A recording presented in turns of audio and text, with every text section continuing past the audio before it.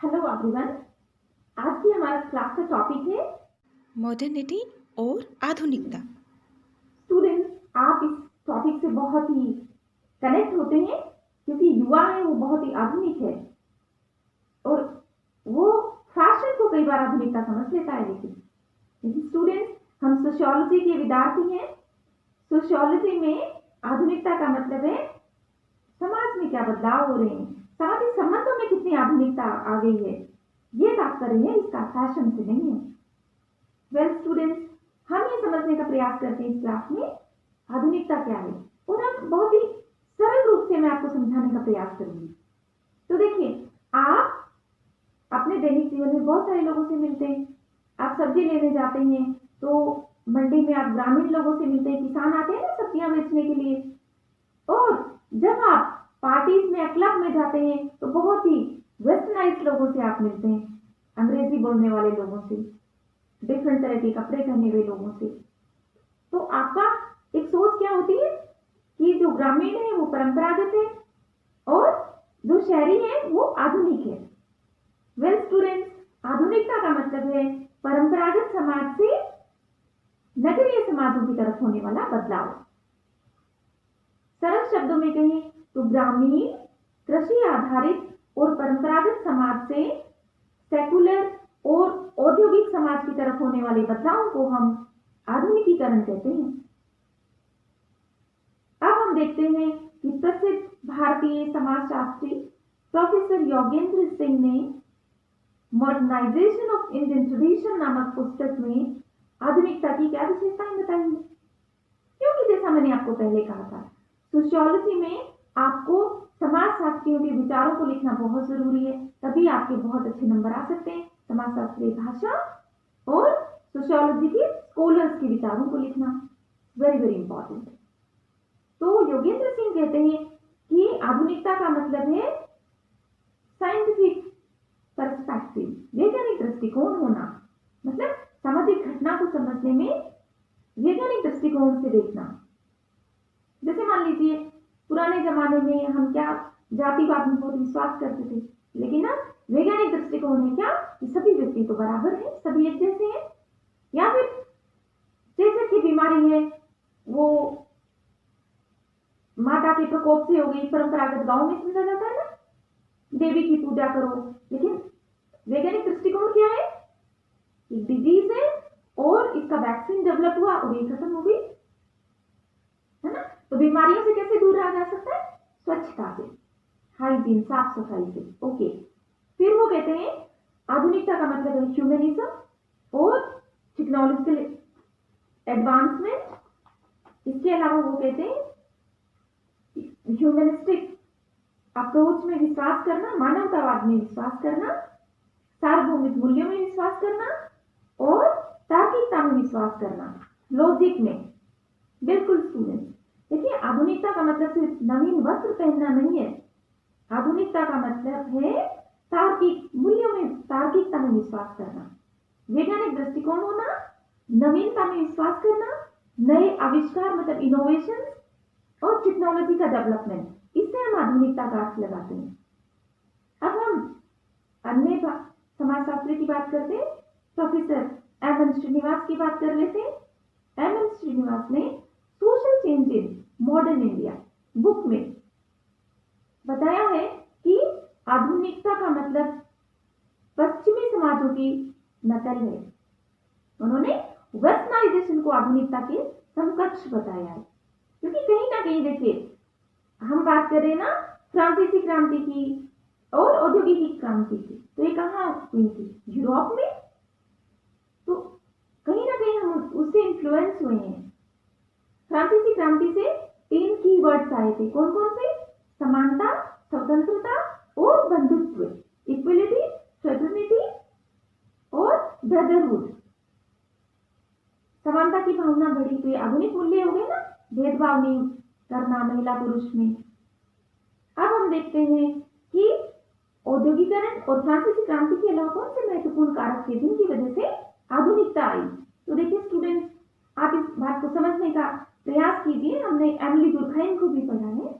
वो ये कहते हैं आधुनिकता का तात्पर्य है विशेषीकरण आना, श्रम विभाजन में वृद्धि होना और लोगों का औद्योगिक समाजों की तरफ रुख करना, परंपरागत समाज से औद्योगिक समाज की तरफ होने वाले परिवर्तन।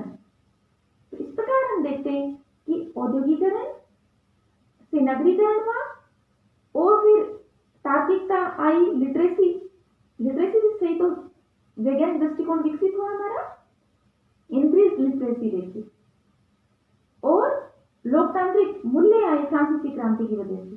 तो इन सब से आधुनिकता को और बल मिला। फिर मीडिया का प्रभाव आप देखिए, प्रेस का प्रभाव आप देखिए, तो इससे लोगों में चेतना आई, जागरूकता आई, तार्किक मूल्य उनमें विकसित हुए और रूढ़िवादिता को लोगों ने छोड़ा। तो इससे आधुनिकता का प्रचार प्रसार हुआ। अब हम ये देख लेते हैं कि आधुनिकता जीवन के कौन कौन से पक्षों में आई, क्योंकि देखिए आधुनिकता है ना, वो बहुआयामी है। आधुनिकता सामाजिक परिवर्तन की वह प्रक्रिया है जो कि बहुआयामी, अर्थात इसके कई आयाम है। ये मानव जीवन के अनेक पक्षों को प्रभावित करती है। तो हम एक एक देख लेते हैं। सबसे पहले हम बात करते हैं आर्थिक जीवन की, आर्थिक पक्ष की, क्योंकि औद्योगिकरण एक आर्थिक गतिविधि है। तो औद्योगिकरण के कारण क्या हुआ, बड़ी बड़ी फैक्ट्रियां लगी, लार्ज स्केल पे प्रोडक्शन होने लगा और गांव की जनसंख्या रोजगार की तलाश में जहां फैक्ट्रियां थी उस तरफ रुख करने लगी, इससे अर्बनाइजेशन बढ़ा, है ना।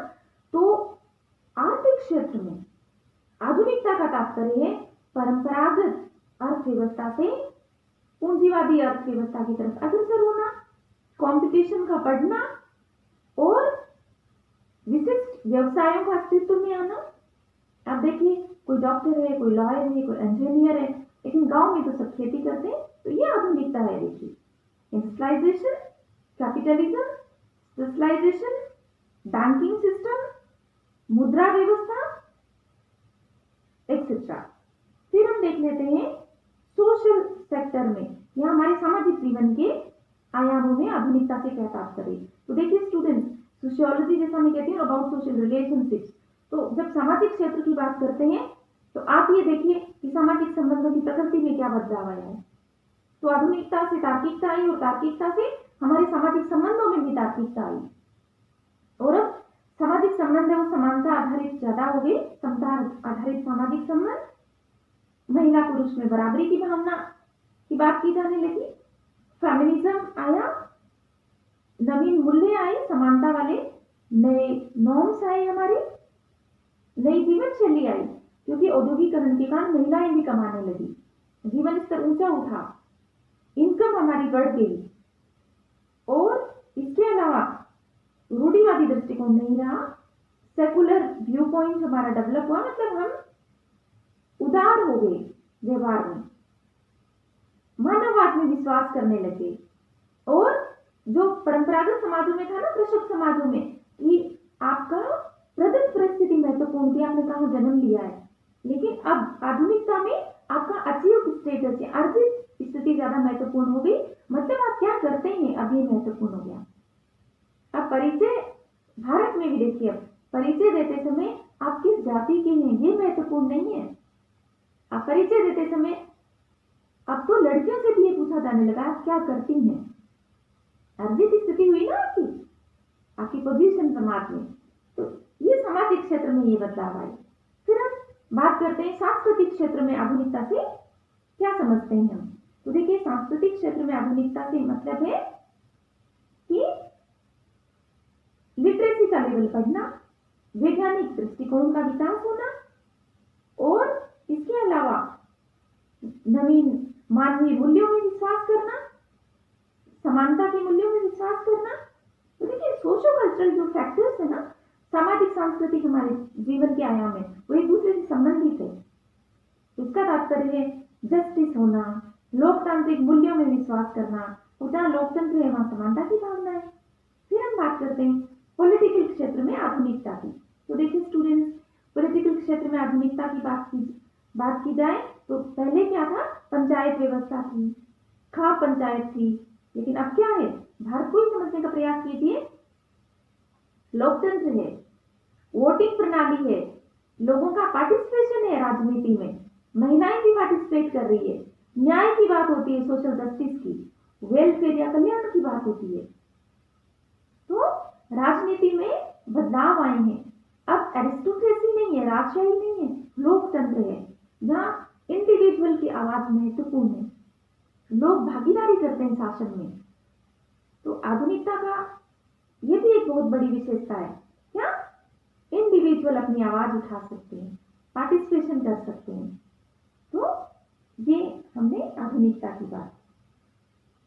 तो आई होप आपको समझ में आया आधुनिकता से क्या तात्पर्य है। Thank you every